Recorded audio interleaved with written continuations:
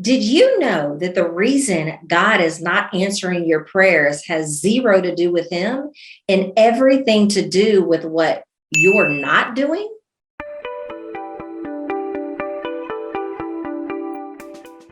Hi, I'm Shayna Rattler with agodshift.com, and today I am going to be sharing with you the number one thing that is standing in the way of God answering your prayers. So one of the things that I have realized over the years is that much of what God is able to do in our lives comes when we are empty vessels in which it is that He can flow.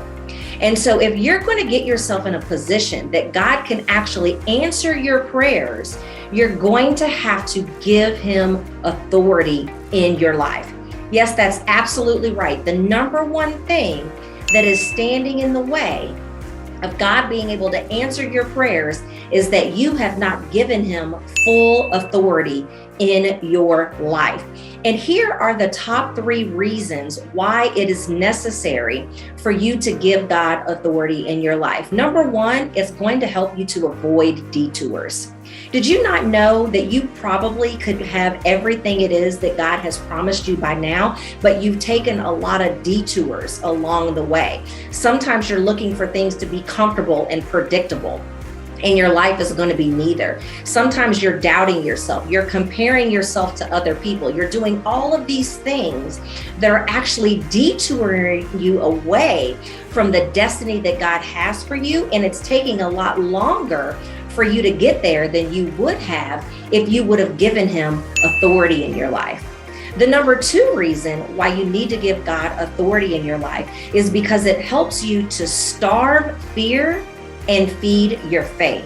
Did you know that fear and faith actually have the exact same definition?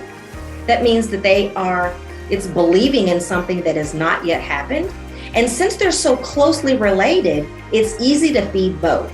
But you have to be able to starve your fears and feed your faith. And one of the things that you can do in order to feed your faith is to recognize that oftentimes your fear is actually disguised as faith.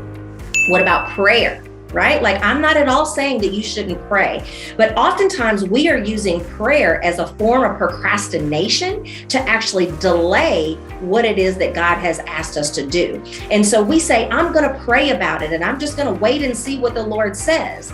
When oftentimes, whatever it is that you've been praying for, the solution has already been presented to you, but you're continuing to use more prayer as a form of needing more clarity and confirmation when it is really just a detour and is a way of disguising your fear as faith. And then the third reason that you want to be able to make sure that you are giving God authority in your life is so that you can recognize that only empty vessels can be filled. When you are filled with the cares of this world, like doubt and fear and worry and all of the other things that can consume us, we don't have the capacity for God to use us and to bless us. And in order for God to use us and to bless us, it's so much more about desire, and it has everything to do with capacity. So when you give God authority in your life, you're able to empty out the cares of the world, and that is when God can fill you and use you for His glory. So again, those are the top 3 reasons that you need to give God authority in your life so that He can bless you the way that He so earnestly desires to bless you. So starting today, I want you to let go of your plans, and I want you to let go of the need to be in control and recognize that giving God authority in your life, it requires full surrender.